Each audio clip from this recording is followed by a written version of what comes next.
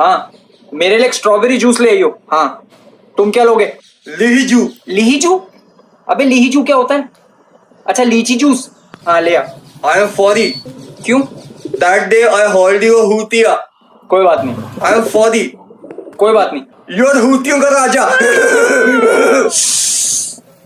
बड़े दिनों बाद आया हूँ, अब होगी गुफ्तगू।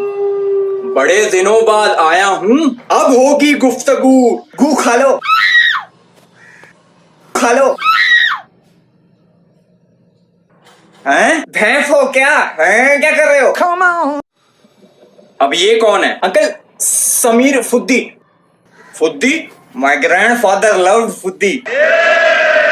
तेरे सारे दोस्त ऐसे ही हैं? बेंचो है ना, उसका कजिन है। बेंचो, फुद्दी, इंग पलान। हाँ? आपकी तारीफ? होला।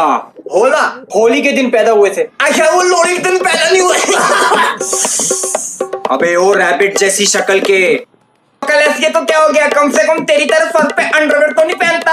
ये कच्चा नहीं है, ये मेरा स्टाइल है। और ये मेरा स्टाइल है। बॉटल ओपनर लगता है तू। तेरे जैसे ढक्कन को खोलने का ही काम है मेरा। तू जानता नहीं मैं कौन हूँ। कभी हूतियों के इलाके में गया ही नहीं।